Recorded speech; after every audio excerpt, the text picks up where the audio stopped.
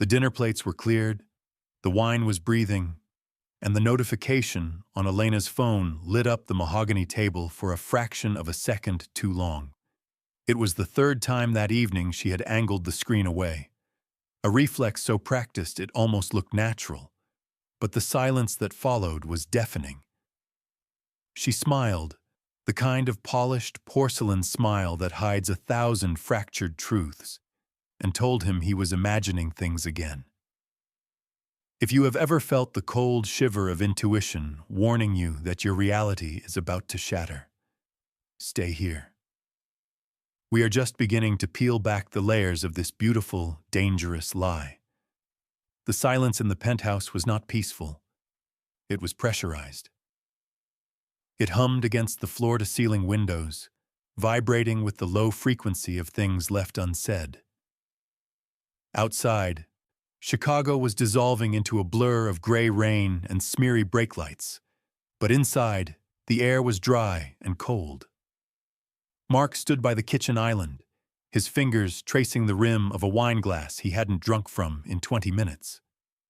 Across the room, Elena was seated on the beige sectional, her posture perfect, her phone tilted just enough to obscure the screen from his line of sight. It was a small movement, a micro-adjustment of the wrist. But after 5 years of marriage, Mark had become a student of her geometry. "You're doing it again," Elena said. She didn't look up from the screen. Her thumb swiped up, a rhythmic, dismissive motion. "Doing what?" Mark asked. His voice was steady, though his chest felt tight, as if a heavy stone were resting on his sternum. Hovering, analyzing. She finally looked at him, her eyes cool and sharp, lacking any trace of warmth. "You're staring at my phone like it's a bomb. It's exhausting, Mark. Honestly, it's pathetic." Mark set the glass down. The click of the crystal against the granite sounded like a gunshot in the quiet room. "I asked you a simple question, Elena. Who is texting you at 10:30 on a Tuesday?" "It's work. It's Lucas. We have the chaotic merger next week. You know this." She sighed, a long, theatrical exhale that signaled her patience was a finite resource he was rapidly depleting. "Why do you always have to make everything so ugly? Why can't you just be supportive instead of this paranoid wreck?" "Because Lucas doesn't email. He texts. And he calls you when you're in the shower," Mark said. He didn't raise his voice. He had learned that raising his voice only gave her ammunition to call him unstable. "And because you smile when you read them, you don't smile about mergers." Elena stood up. She was beautiful, terrifyingly so, in her silk loungewear. She walked over to the window, turning her back to him, looking out at the city lights. She was creating a tableau, Mark realized. She was the victim of a suffocating marriage, staring into the freedom of the night. "I can't do this anymore," she said, her voice dropping to a whisper intended to force him to lean in. "I can't live with a man who suffocates me with his own insecurities. It's insulting. I am a professional, Mark. I am faithful. And you treat me like a criminal because you don't feel adequate." The words landed with precision. Inadequate. It was the button she pushed whenever she wanted to shut him down. "I'm not insecure," Mark said, though the doubt was already creeping in. A familiar poison. "I'm observant." Elena spun around. Her face hardened. "No, you're jealous. It's toxic. It's poisoning this house." She crossed her arms. "I need space. I need to breathe. If you are so convinced that I'm doing something wrong, if you're so jealous that you can't stand to be in the same room as me and my work, then leave." The air conditioner whirred overhead. Mark blinked. "What?" "Leave," Elena repeated, louder this time. She gestured toward the heavy oak door at the end of the hallway. Go stay at a hotel. Go stay with your brother. I don't care. But if you stay here tonight, you drop this. You never bring up Lucas again. You trust me, or you get out. It was a gamble. Mark could see it in the slight dilation of her pupils. She was betting the house on his fear of losing her. She was banking on him crumbling, apologizing, and promising to do better, just to keep the peace. She expected him to beg. Mark looked at his wife. He looked at the phone she was still clutching in her hand, the knuckles white.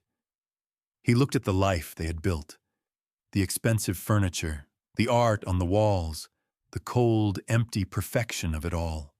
He felt a strange sensation. It wasn't anger. It was the sudden, light-headed clarity of a fever breaking. Okay, Mark said. Elena's eyebrows twitched. Okay, what? Okay, I'll leave. Mark didn't wait for her response. He walked past her, down the hallway to the master bedroom.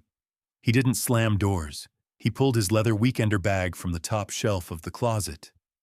He packed methodically, 3 shirts, underwear, his laptop, his toiletries.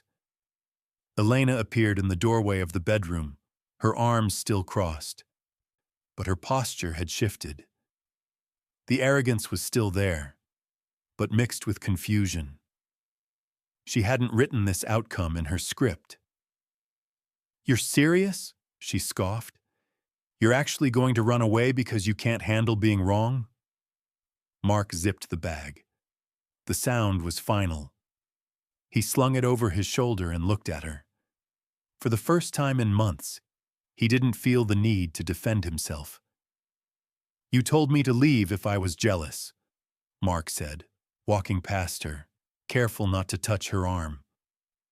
I'm doing exactly what you asked. He walked to the front door. He put on his coat. Mark, she called out, her voice taking on a sharp edge. If you walk out that door, don't expect me to be begging you to come back tomorrow. I don't expect anything from you anymore, Elena, he said. He opened the door and stepped out into the corridor. The latch clicked shut behind him, sealing the silence inside. Mark stood alone in the hallway, the bag heavy on his shoulder. He walked to the elevator and pressed the down button. He felt a vibration in his pocket, his phone. He didn't check it. He knew it wasn't her. She was too proud. As the elevator doors slid open, Mark stepped inside. He was technically homeless for the night, but as the car began its smooth descent to the lobby, he realized he wasn't the one who had just made a mistake. He checked his watch. 10:45 p.m. He would give it 1 hour. 1 hour was all it would take for the truth to walk through the door he had just exited. The rain had turned into a steady, rhythmic drumming against the windshield of the Uber, blurring the city lights into streaks of neon and charcoal. Mark sat in the back seat, staring at his phone, waiting for a message that didn't come. His thumb hovered over Elena's contact name. The instinct to de-escalate, to smooth things over, was a reflex honed over years of walking on eggshells. Maybe she's right, the voice in his head whispered. It was the insidious echo of her gaslighting. Maybe I am paranoid. Maybe I just ruined my marriage because I couldn't handle her having a male colleague. You all right back there? The driver asked, glancing in the rearview mirror. Fine, Mark lied. Just the Godfrey Hotel, please. He checked into the hotel 20 minutes later. The lobby was aggressively modern, smelling of white tea and polished marble. The receptionist gave his weekender bag a cursory glance. Light luggage for a weeknight stay, but asked no questions. When Mark swiped the keycard and entered his room on the 14th floor, the silence hit him harder than the noise of the street. It was a sterile silence. No hum of the refrigerator, no scent of Elena's expensive vanilla candles. no tension. He threw his bag onto the pristine white duvet and walked to the window. From here, he could see the skyline, a grid of electricity and ambition. Somewhere in that grid, in their penthouse, Elena was alone, or so she claimed she wanted to be. Mark sat at the small desk in the corner and opened his laptop. He didn't turn on the TV. He needed to think. He felt a wave of nausea, the physical symptom of leaving his life behind on a whim. He opened his email, pretending to check work, but his eyes kept drifting to the smart home icon on his desktop tray. He hadn't clicked it yet. He wanted to give her the benefit of the doubt, even now. He wanted to believe that she was currently crying on the sofa, realizing she had pushed him too far. Across the city, in the apartment Mark had just vacated, there were no tears. Elena stood in the living room, listening. The silence was absolute. She waited until she was certain, until 5 minutes had passed, then 10. She walked to the door, threw the deadbolt, and leaned her forehead against the cool wood for a moment. A smile, slow and involuntary, tugged at the corners of her mouth. It wasn't happiness, exactly. It was relief. The heavy, judgmental weight of Mark's gaze was gone. She felt light. She felt vindicated. He left, she told herself. He chose to leave. This is on him. She walked back to the kitchen, her movements fluid and energized. She picked up the wine bottle Mark had left on the counter, pouring the rest of the Cabernet into her glass. She took a long sip, letting the tannins coat her tongue. Then, she picked up her phone. She didn't call her mother. She didn't call her best friend to vent about the fight. She opened the message thread with Lucas, work. Her thumbs moved quickly, devoid of hesitation. He's gone. He actually left. 3 bubbles appeared instantly. Lucas was typing. Are you okay? Do you want me to give you space? Elena let out a short, sharp laugh. It echoed in the high-ceilinged room. She typed back, correcting the narrative immediately. I don't want space, I want you, come over. She hit send. Back at the hotel, Mark's phone remained dark. No apology, no please come home. He stared at the screen, the knot in his stomach tightening. He finally gave in to the urge he had been fighting since he stepped into the elevator. He clicked the smart home icon on his laptop. The dashboard loaded. It showed the status of the lights, living room on, kitchen on, the thermostat 70 degrees, and the security feed status, active. He wasn't spying, he told himself. He was just checking the locks. He was just making sure she was safe. It was a lie, and he knew it. He was looking for proof that he was crazy, so he could go home and beg for forgiveness. Then, the notification popped up on the corner of his laptop screen, synced from the doorbell camera. Motion detected. Front entry. Mark froze.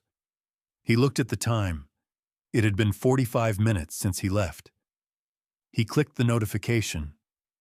The video feed buffered for a second, spinning a gray circle against a black background, before snapping into crisp, high-definition focus.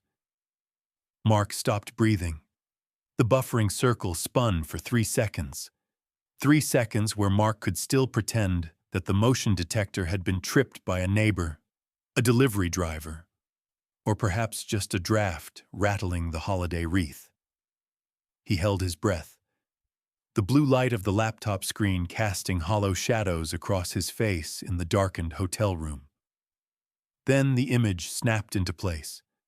The camera was mounted high in the corner of their private elevator vestibule, a fisheye lens that distorted the edges of the frame but kept the center in sharp, unforgiving high definition. The elevator doors were already open.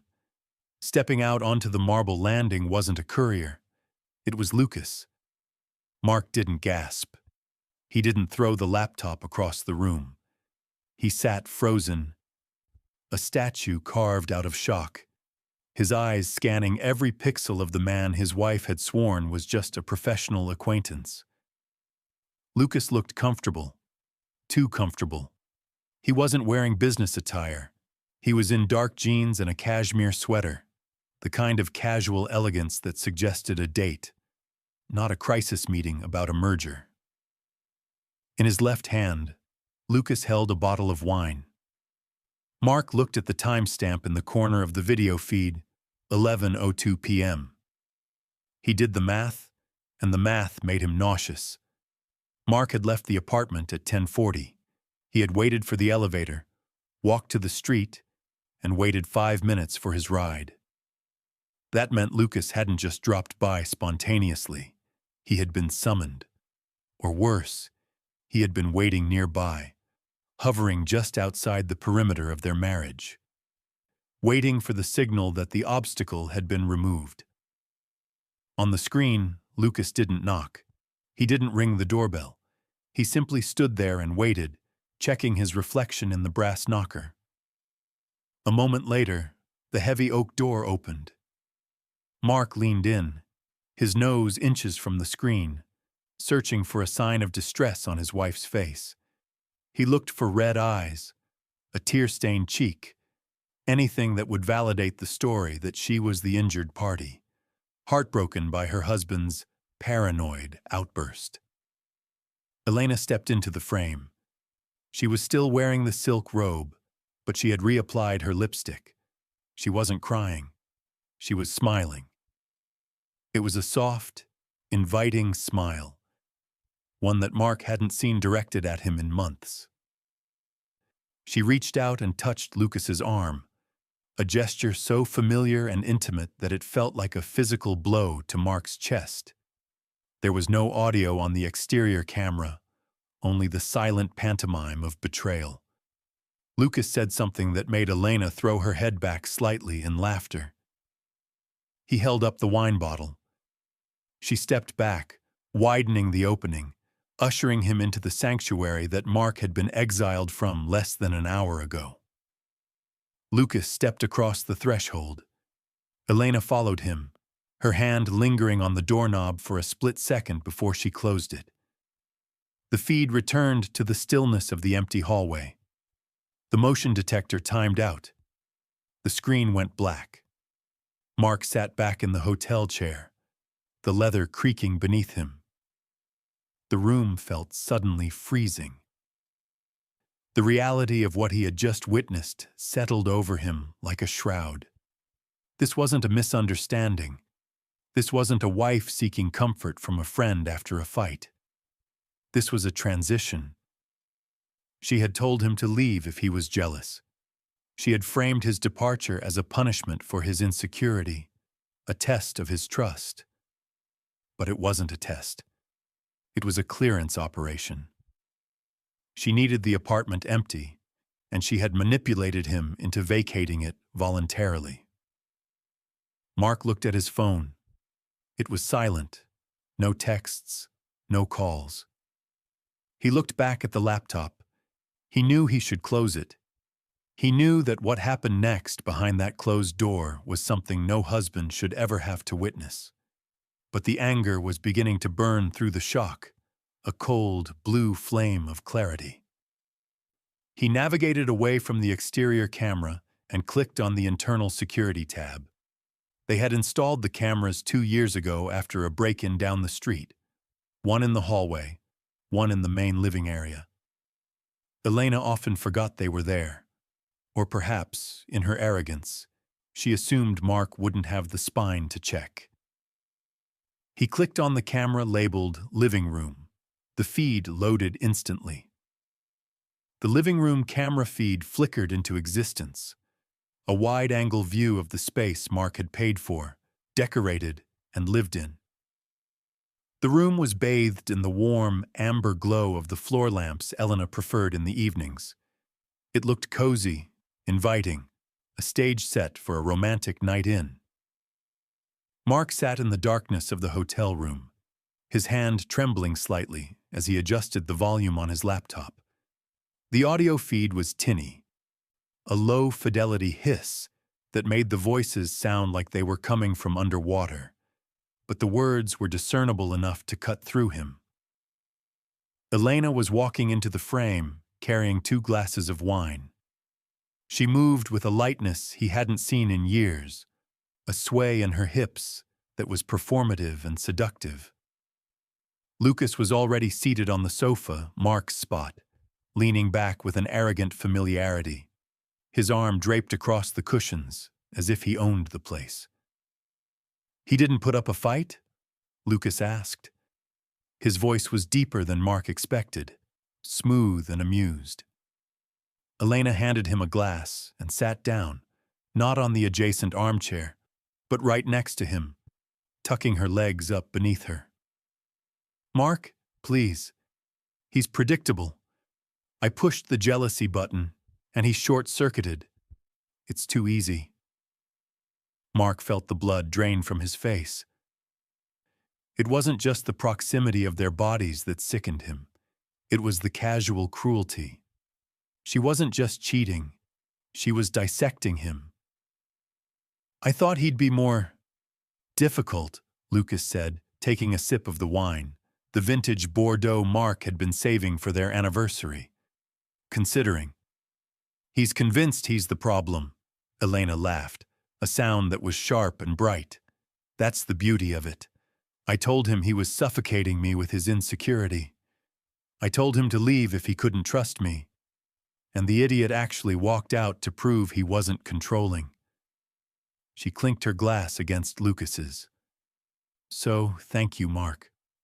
For the privacy."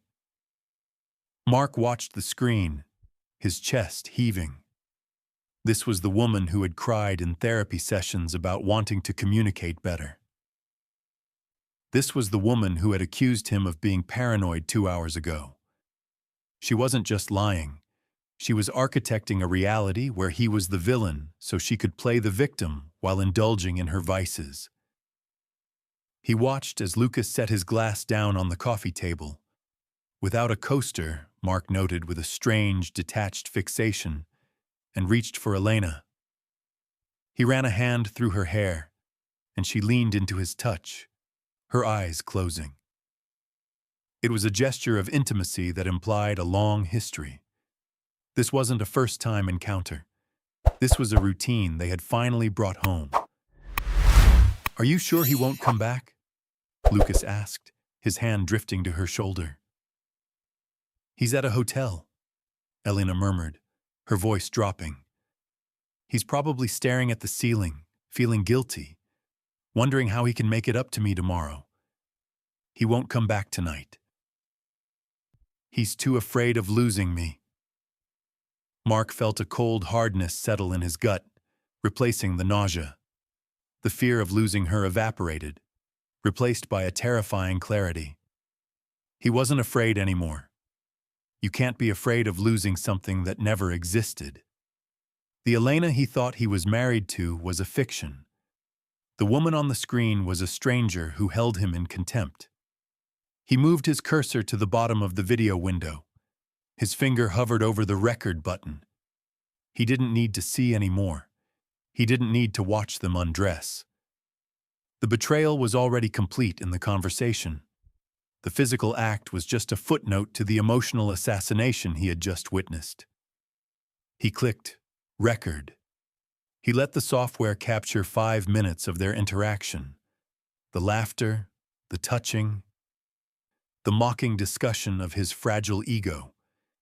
He saved the file to his hard drive, then to the cloud, and finally emailed a copy to a secondary account he hadn't used in years. On the screen, Elena stood up and pulled Lucas by the hand, leading him toward the hallway, toward the bedroom. Mark closed the laptop before they left the frame. He sat in the silence of the hotel room, the hum of the mini-fridge the only sound. He didn't cry. He felt remarkably sober. He stood up and walked to the window, looking out at the city again. She thought he was staring at the ceiling, paralyzed by guilt. She thought he would come back tomorrow, hat in hand, begging to be taken back. Mark picked up his phone. He turned it off completely. "I'll come back," he whispered to the empty room. "But I won't be the man who left." He went to the bed and lay down on top of the covers, fully clothed. He wouldn't sleep, but he would rest. He needed his strength for the performance of a lifetime. The sun rose over Chicago with an indifferent brilliance, casting long, sharp shadows across the hotel room floor. Mark had watched it come up. He hadn't slept. Not really. He had drifted in and out of a shallow, restless doze, waking every hour to check the time, as if counting down to a launch. At 7 a.m., he showered. The hot water did nothing to thaw the cold knot in his chest. He dressed in the same clothes he had worn the day before, a wrinkle in his shirt, a subtle testament to his displacement. He sat on the edge of the bed, phone in hand, waiting. He knew her schedule. He knew her patterns. Across the city, in the master bedroom of the penthouse, Elena was awake. She stretched, her limbs heavy with the languid satisfaction of the night before. The other side of the bed was empty. Lucas had left at 4 a.m., a strategic exit to ensure the doormen didn't see him leaving during the morning rush. She missed his warmth, but the thrill of the secret was a substitute stimulant. She got up and walked to the bathroom, catching her reflection in the mirror. She looked radiant. The tension that usually held her jaw tight was gone. She splashed cold water on her face, washing away the traces of the lover, and prepared to put on the mask of the wife. She moved through the apartment with purpose. She put the 2 wine glasses in the dishwasher. She fluffed the pillows on the sofa where they had sat. She opened a window to let the crisp morning air cycle through the room, carrying away the faint, lingering scent of Lucas's cologne. By 8:15 a.m., the stage was reset. The apartment was once again the sterile, perfect sanctuary of the aggrieved spouse. She picked up her phone. It was time to reel him back in. She typed slowly, crafting the message with the precision of a press release. She needed to sound hurt, but open to reconciliation. She needed to remind him that he was the one who had wronged her. "I hope you slept well," she wrote. "I didn't sleep at all. I was up half the night crying, wondering how we got to this point. I hate that you don't trust me, Mark. It breaks my heart." She read it over. Perfect. It placed the guilt squarely on his shoulders while painting her as the suffering martyr. She hit send. In the hotel room, Mark's phone vibrated. He looked at the screen. The words, "I didn't sleep at all," stared back at him. A dry, humorless laugh escaped his throat. It was true, in a way. She hadn't slept. But the context was a lie so bold it was almost impressive. She was gaslighting him via text message, rewriting the reality of the last 10 hours to fit a script where she was the victim of his paranoia. If he hadn't seen the footage, if he hadn't heard her mocking him while pouring wine for another man, he would have believed her. He would have felt a crushing weight of guilt. He would be rushing to the elevator right now, rehearsing an apology, promising to never question her again. But he had seen. He typed his reply. His fingers were steady. "I didn't sleep either," he wrote. "I've been thinking a lot about what you said. About trust." He paused. He needed to give her exactly what she wanted. "I'm coming home. We need to talk." He sent it. Elena saw the 3 dots appear and then the message. She smiled at her phone. "I've been thinking a lot about what you said." That was the code for "you were right." He was coming back to apologize. He was coming back to beg.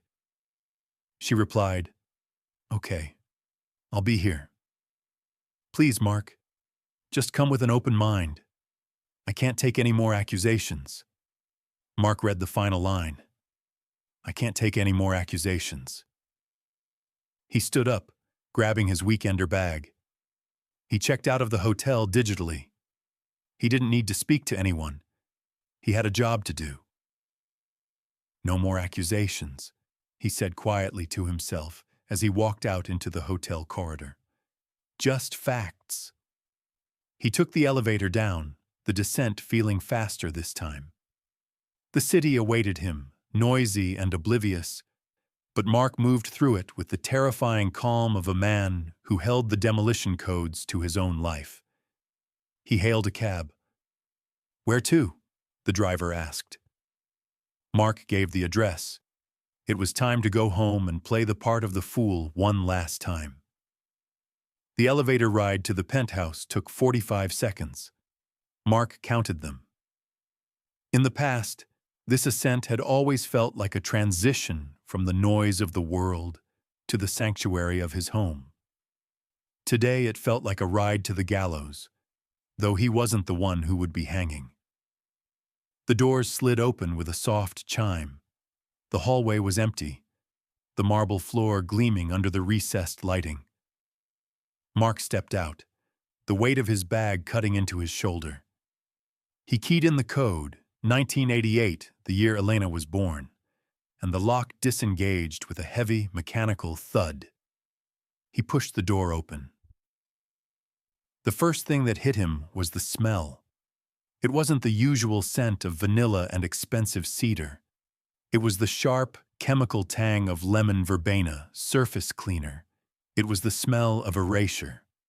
Elena was sitting in the living room, exactly where he expected her to be. She was curled into the corner of the beige sectional, wrapped in an oversized cashmere cardigan that swallowed her frame. She held a mug of tea in both hands, staring into the steam with a practiced look of exhaustion. It was a masterpiece of staging, the weary wife waiting for the prodigal husband. She looked up as he entered, her eyes soft, perhaps a little red, likely irritated by contacts or rubbing, not tears. "You're back," she said quietly. Her voice was rough, carefully modulated to sound like she'd spent hours weeping. "I'm back," Mark said. He closed the door behind him. He walked into the room, his eyes scanning the space with the forensic intensity he had developed overnight. He saw the throw pillows. They were perfect. Too perfect. Usually, after a night of tossing and turning in distress, a room looks lived in, chaotic. This room looked like a showroom. She had plumped them to hide the indentations of two bodies.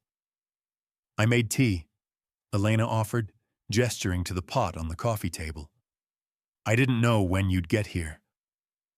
"I'm fine," Mark said. He walked past her toward the kitchen. He needed to see it.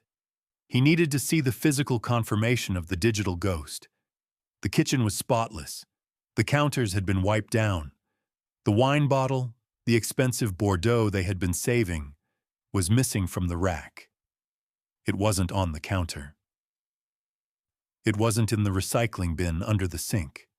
She was too smart for that. She would have taken it down the trash chute down the hall, but she had missed one thing.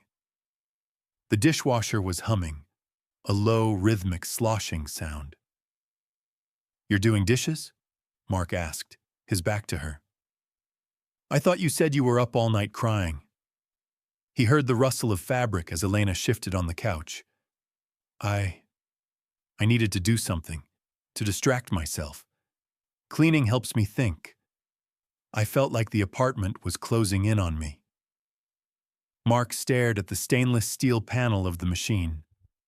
Cleaning helps me think. Or cleaning destroys DNA, fingerprints, and the 2 wine glasses that were currently being sterilized at high heat. "Right," Mark said. "Cleaning."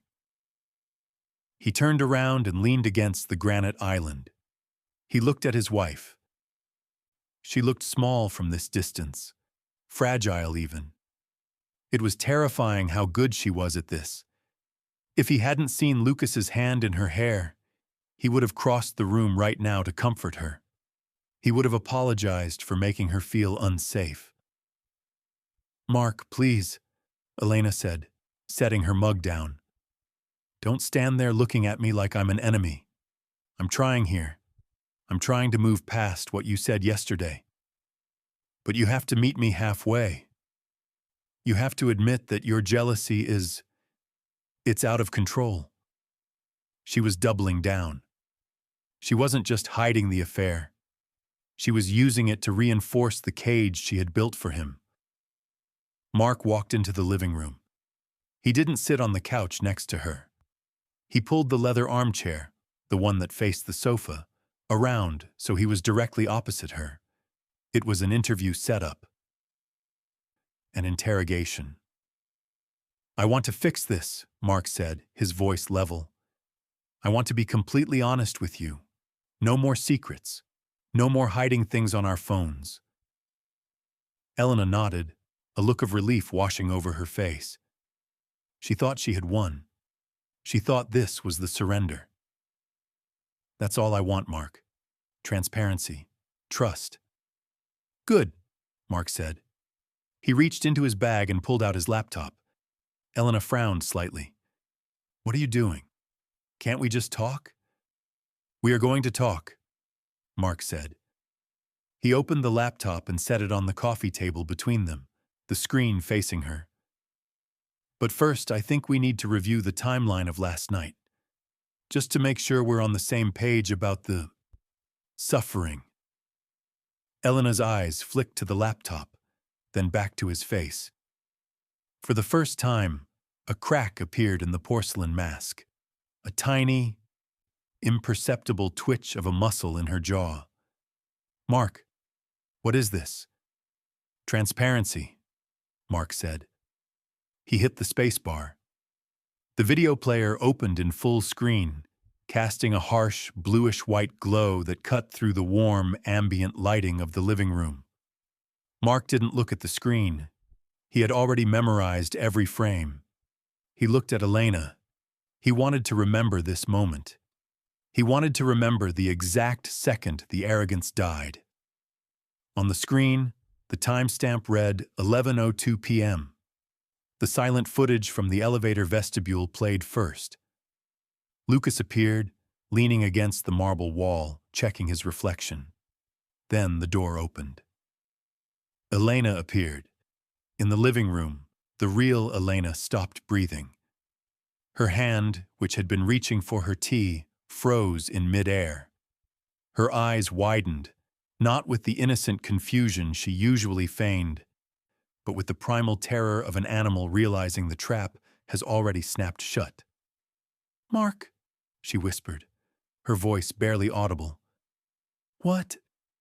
How did you—" "Watch," Mark said. His command was soft but absolute. On the screen, the digital Elena pulled Lucas inside. The door closed. Mark clicked the next file. This one had sound. The audio filled the quiet apartment, crisp and damning. It was the sound of the very room they were sitting in, recorded less than 12 hours ago. "He didn't put up a fight?" Lucas's voice asked from the laptop speakers. "Mark, please, he's predictable," Elena's recorded voice replied, dripping with condescension. "I pushed the jealousy button, and he short-circuited. It's too easy." The color drained from Elena's face so rapidly, it looked like a physical injury. She stared at the laptop, at the image of herself sitting on that same sofa, clinking glasses with her lover. The dissonance between the grieving wife she was portraying 5 minutes ago and the calculating manipulator on the screen was violent. "Turn it off," Elena said, her voice shaking. She reached out, her hand trembling, trying to close the laptop lid. Mark caught her wrist. He didn't squeeze. He just stopped her. His hand was cool and dry. "No," he said. "We're listening to the end." I told him to leave if he couldn't trust me. The recording continued, and the idiot actually walked out to prove he wasn't controlling. Mark released her wrist. Elena pulled her hand back as if she had been burned. She shrank into the corner of the sofa, pulling the cardigan tighter around herself, as if the cashmere could shield her from the truth. "You told me I was crazy," Mark said, speaking over the recording as it reached the part where Lucas began to touch her hair. "You told me I was insecure. You made me feel like I was losing my mind for noticing that another man was erasing me from my own marriage."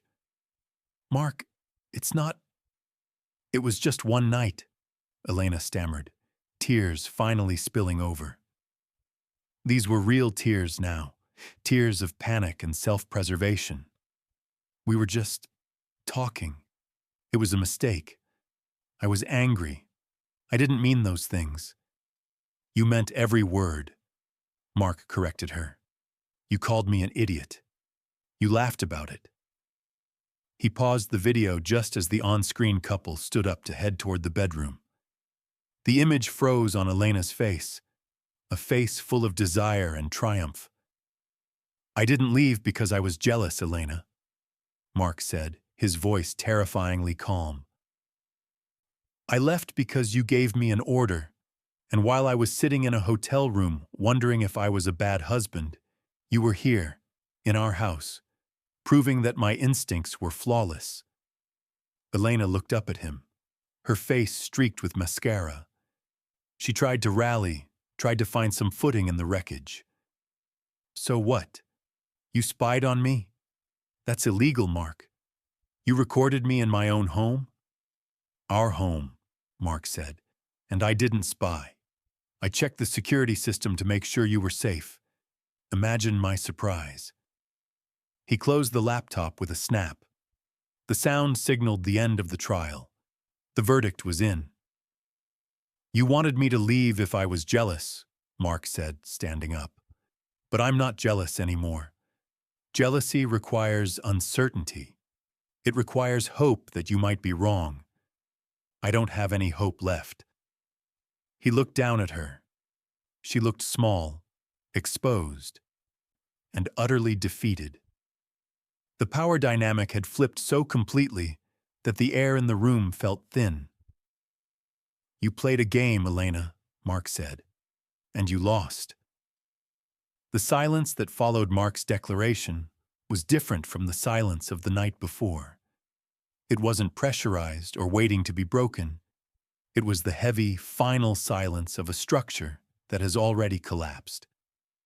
Elena sat frozen on the sofa, the cashmere cardigan pulled tight around her throat.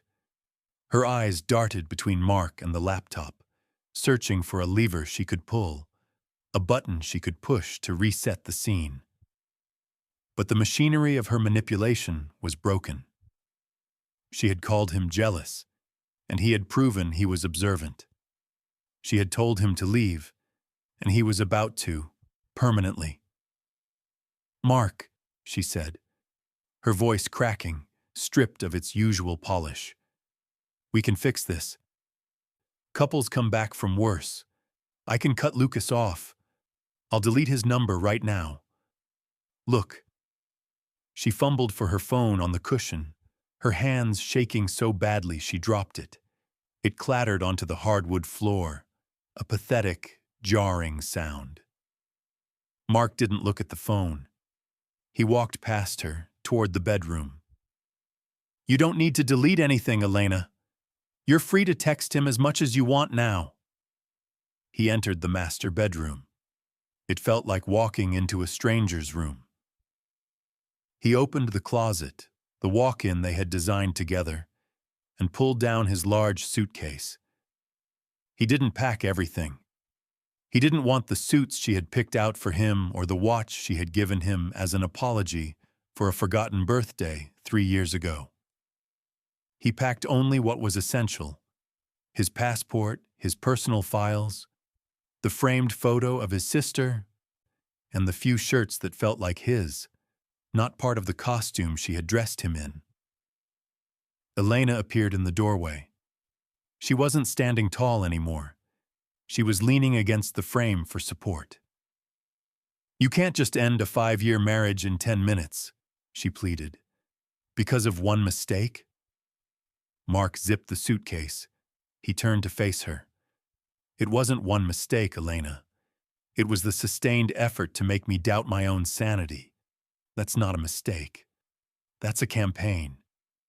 He walked past her, the wheels of the suitcase humming on the floorboards. She reached out to grab his arm, but he stepped aside smoothly, avoiding the contact.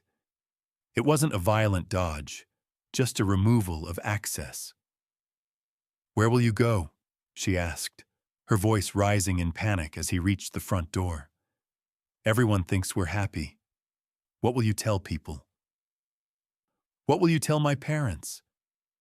Mark paused with his hand on the brass handle. He looked around the apartment one last time. The morning light was streaming in, illuminating the dust motes dancing in the air, the only honest things in the room. "I won't tell them anything," Mark said. "I'll let you tell them. You're the storyteller, Elena. I'm sure you'll come up with something creative." "Mark, please!" She took a step forward, tears streaming down her face, ruining the perfect makeup she had applied to manipulate him. "I don't want to be alone here." "You're not alone," Mark said, his voice devoid of malice, just cold, hard fact. "You have Lucas, remember? You wanted space to be with him. Now you have all the space in the world." He opened the door. The hallway air was cool. "You told me to leave if I was jealous," Mark said, looking her in the eye for the final time. "I'm leaving because I finally respect myself enough to believe you." He stepped out. The door didn't slam. Mark closed it firmly, hearing the heavy thud of the latch engaging. It was the sound of a book closing. He walked to the elevator and pressed the button.